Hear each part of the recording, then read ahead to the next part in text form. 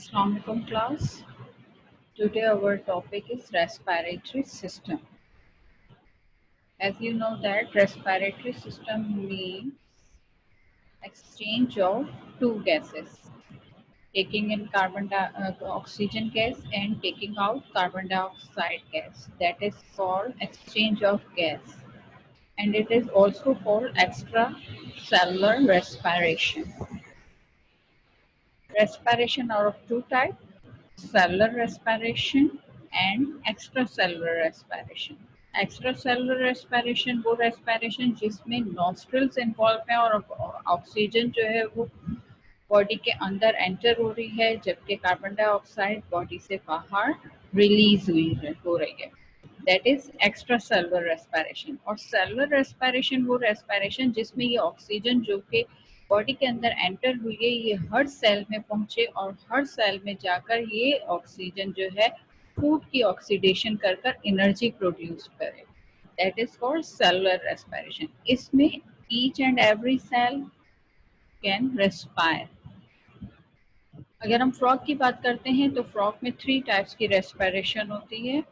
ठीक है, these are pulmonary respiration, cutaneous respiration and buccal respiration.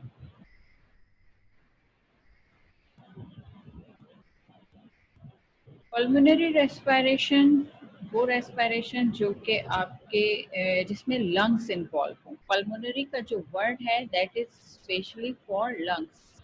Pulmonary respiration एक ऐसी रेस्पिरेशन जिसके अंदर लंग्स इन्वॉल्व है, जो ऑक्सीजन नॉस्ट्रल्स के थ्रू बॉडी के अंदर एंटर हुई है। पहले माउथ में आएगी, उसके बाद माउथ से होते हुए वो आपके लंग्स के अंदर एंटर होगी। ठीक है, फ्रॉग के अंदर 2 लंग्स होते हैं, बैलून लाइक स्ट्रक्चर जो कि जो ब्लड कैपिलरीज से सराउंडेड होते हैं और इन ब्लड कैपिलरीज ही की वजह से ये पिंक कलर के दिख रहे होते हैं। जब ऑक्सीजन अंदर जाती है तो इन ब्लड कैपिलरीज में ऑक्सीजन एब्सॉर्ब हो जाती है, जबकि ब्लड कैपिलरीज में मौजूद कार्बन डाइऑक्साइड गैस जो है वो वापस से लंग्स के अंदर आ जाती है। अच्छा, लंग्स का स्ट्रक्चर अगर देखें तो लंग्स के जो इंटरनल स्ट्रक्चर है इसमें बहुत सारे चैम्बर्स बने हुए नजर आ रहे होते हैं या सैक लाइक स्ट्रक्चर होते हैं। दीज चैम्बर्स और sac like structures are called alveoli. ये एल्वुलाई कहला रहे होते हैं। और एल्वुलाई वो प्लेस है जो कि सराउंडेड होती है ब्लड कैपिलरीज से और यहीं पर एक्सचेंज ऑफ गैसेस होता है। ये है पल्मोनरी रेस्पिरेशन।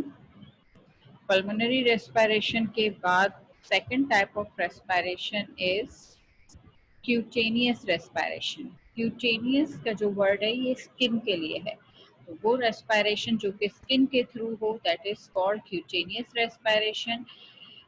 स्किन जो फ्रॉग की स्किन है वो आपको पता है मॉइस्ट होती है, स्लिपरी होती है, तो उसकी स्किन के थ्रू वो एक्सचेंज ऑफ गैसेस करता है, यानी कि ऑक्सीजन को स्किन के अंदर एब्जॉर्ब हो जाती है, डिफ्यूज हो जाती है और कार्बन डाइऑक्साइड स्किन ही के थ्रू डिफ्यूज आउट हो जाती है।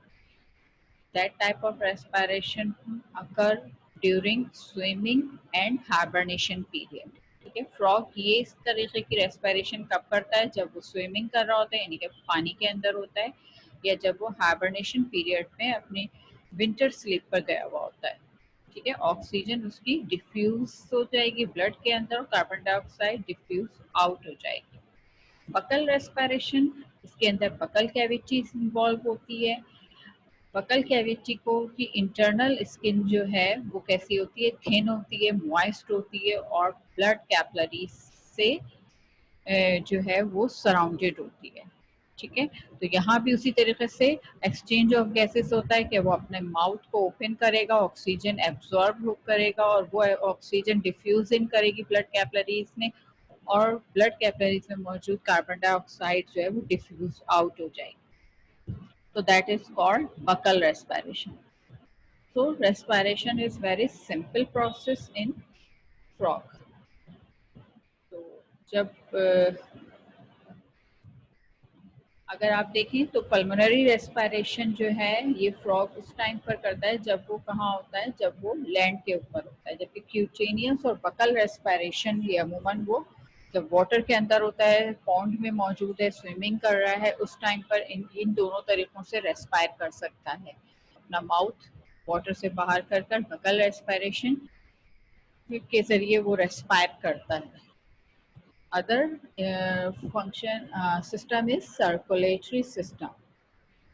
सर्कुलेटरी सिस्टम में आपको पता है कि ब्लड जो है वो वाहिद लिक्विड है जो पूरी बॉडी के अंदर जो है वो ट्रांसपोर्ट होता है, ठीक है।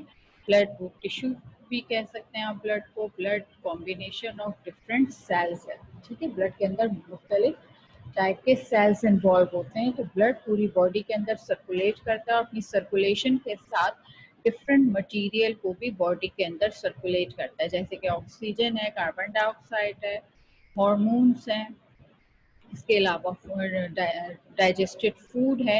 ये तमाम चीज़ें जो हैं ये ब्लड के थ्रू भी पूरी बॉडी के अंदर सर्कुलेट करती हैं।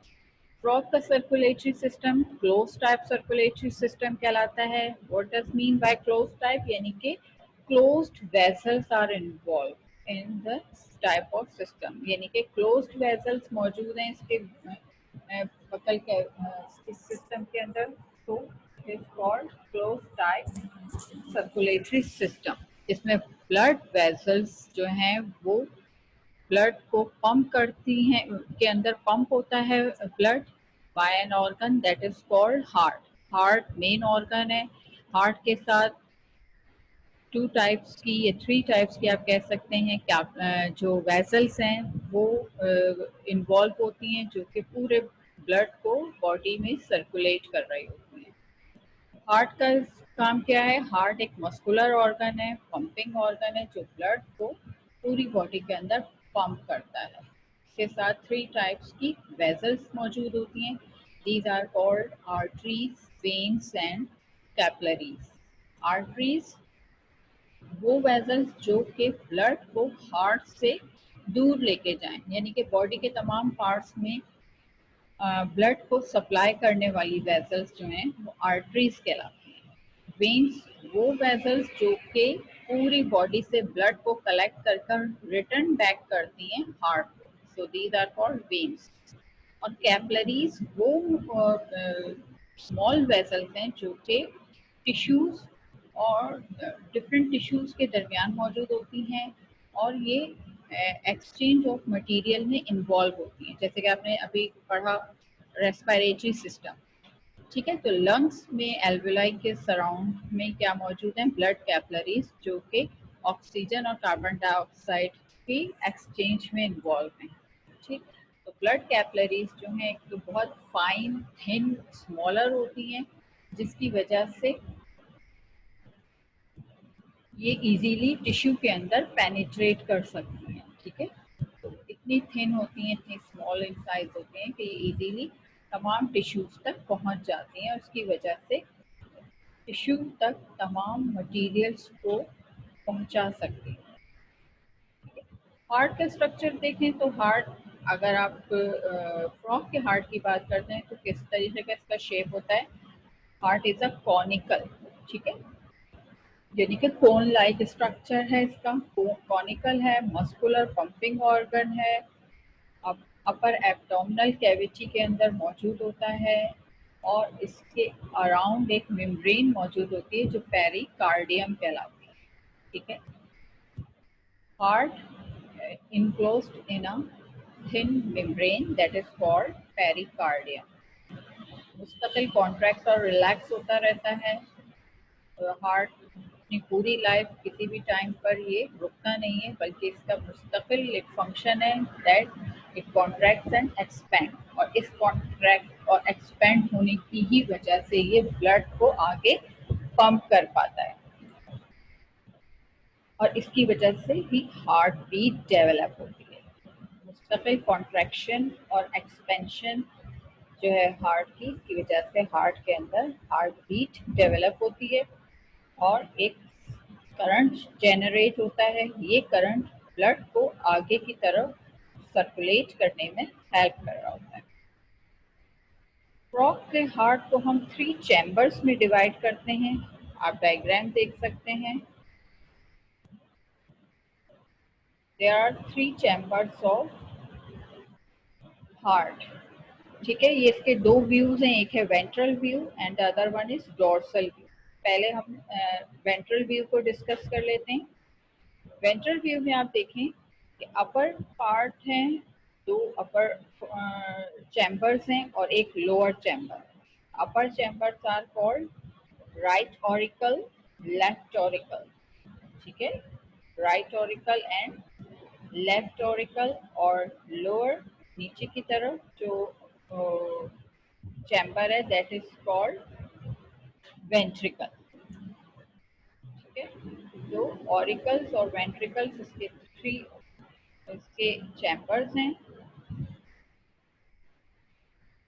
इसके अलावा राइट ऑरिकल में अगर आप देखें, राइट ऑरिकल से एक ट्यूब अराइज हो रही है जो बाहर निकलकर हार्ट से दो ब्रांचेस में डिवाइड हो जाती है, दैट इज कॉल्ड ट्रंकस आर्टरोसिस। ठीक, राइट ऑरिकल से एक ट्यूब अराइज होती है जो कि हार्ट से बाहर निकलकर दो ब्रांचेस के अंदर डिवाइड हो जाती है। This tube is called truncus arteriosus. The truncus arteriosus originate from ventral side of the ventricle and divide into two branches, each of which divides into 3 arteries. अगर ये branches को आप देखें तो हर branch जो है ये आगे जाकर मजीद 3 branches के अंदर divide हो रही है। और ये 3 branches क्या हैं इसकी? ये 3 branches हैं इसकी, pulmonary arch, systemic arch and pulmocutaneous arch।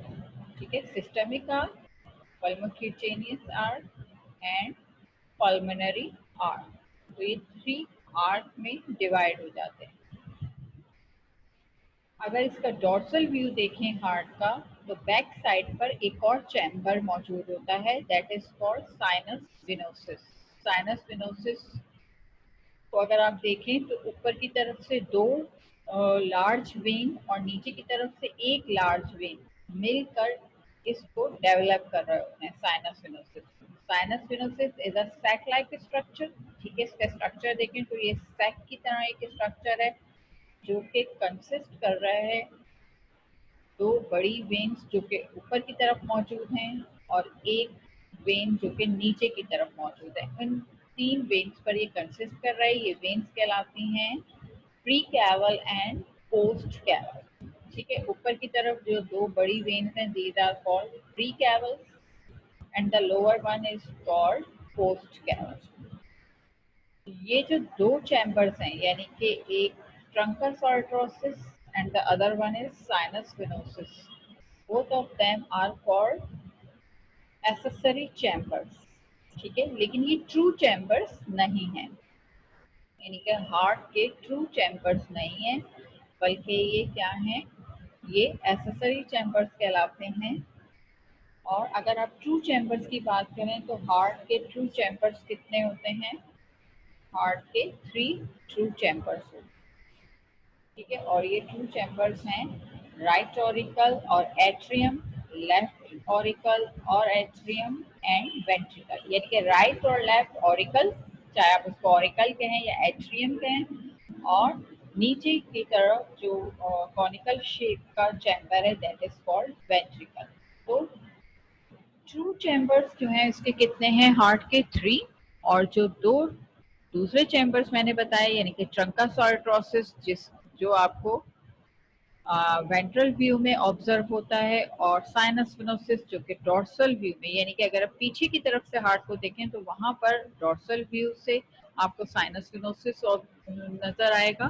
तो ये दोनों चैम्बर्स जो हैं ये फॉल्स चैम्बर कहलाएंगे। These are not true chambers but they are very necessary. ठीक है, जरूरी चैम्बर हैं, अपने ब्लड की सर्कुलेशन में हेल्प कर रहे होते हैं, लेकिन इन चैम्बर्स का इनको ट्रू चैम्बर्स में आप शामिल नहीं कर सकते। ये बात मैं फ्रॉग के लिए कर रही हूँ। ठीक है, अच्छा, अगर आप ब्लड के फ्लो की बात करते हैं कि ब्लड किस तरीके से फ्लो करता है, तो आप देखें कि लंग्स से ब्लड आता है हार्ट के अंदर लेफ्ट ऑरिकल में। ठीक है, लेफ्ट ऑरिकल में ब्लड आएगा जो कि लंग्स से आता है, और ये ब्लड होता है ऑक्सीजनेटेड। ऑक्सीजनेटेड मींस यानी कि ऑक्सीजन कैरी किए हुए है, जिसमें ऐसा ब्लड जिसके अंदर ऑक्सीजन की मिकदार ज्यादा हो, ऑक्सीजन की कंसंट्रेशन ज्यादा हो, that is called oxygenated blood. ठीक है, तो ये oxygenated blood comes from the lungs into the left auricle of the heart through pulmonary veins. किस वेन के थ्रू आता है? पल्मोनरी वेन के थ्रू आता है। अब दोबारा से मैं डायग्राम आपको दिखा रही हूँ ताकि चीज आपको क्लियर हो जाए। ये देखिए, ये डायग्राम अपने पास बुक में भी देखें। ठीक है, पल्मोनरी वेन, ये पल्मोनरी वेन आपको दिखाई गई है। ठीक है, ये पल्मोनरी वेन क्या लेकर आ रही है? ऑक्सीजनेटेड ब्लड लेकर आ रही है। ठीक है, किस साइड पर ला रही है? लेफ्ट ऑरिकल के अंदर लेकर आती है।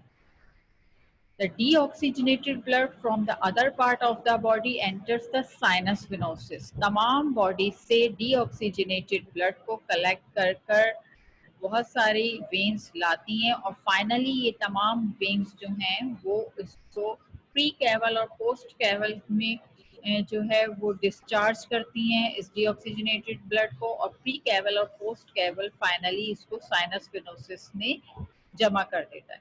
ठीक है, तो साइनस विनोसिस वो चैम्बर है जहां पर तमाम बॉडी से डीऑक्सीजनेटेड ब्लड आकर जमा होता है।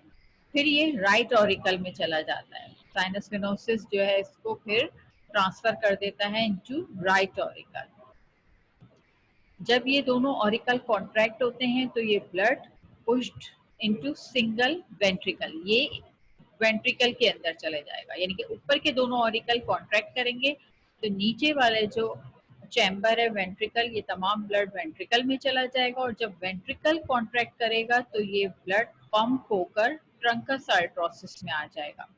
ट्रंकस आर्टरोसिस में आने के बाद अब 3 आर्टरीज हैं जिनके अंदर ये ब्लड एंटर होता है। सबसे पहले पल्मोनरी आर्टरी। पल्मोनरी आर्टरी जो है इस डीऑक्सीजनेटेड ब्लड को लेकर लंग्स में जाएगी, और लंग्स इसको दोबारा से ऑक्सीजनेट कर देगा ब्लड को। ठीक है, सेकेंड आर्टरी सिस्टमिक आर्टरी है जो उसको बॉडी के तमाम दूसरे पार्ट्स में लेके जाएगा, और जबकि थर्ड वन कैरोटिड आर्टरी जो है वो इस ब्लड को सप्लाई करेगा कहाँ? ब्रेन में। ठीक है, तो पल्मोनरी आर्टरी जो है ये डीऑक्सीजनेटेड ब्लड लेके जाएगी, जबकि सिस्टमिक आर्टरीज और आपके जो सेकंड है कैरोटिड आर्टरीज, ये दोनों आर्टरीज जो हैं ये ऑक्सीजनेटेड ब्लड को सप्लाई करेंगे तमाम बॉडी के अंदर। ठीक, सिस्टमिक आर्टरीज आगे जाकर तमाम बॉडी के अंदर ऑक्सीजनेटेड ब्लड को सप्लाई करेंगी, और अपर हेड के रीजन को कैरोटिड आर्टरीज जो हैं वो ब्लड सप्लाई करेंगी, यानी कि ब्रेन वगैरह के रीजन को। ठीक है, तो ये आपका हो गया पूरा सर्कुलेटरी सिस्टम। के बाद आर्टेरियल सिस्टम है। पहले आप सर्कुलेटरी सिस्टम अच्छी तरीके से पढ़ लीजिए एक दफ़ा इसको, ताकि कोई चीज़ अगर आपको समझ में ना आई हो तो आप मुझसे पूछ सकते हैं।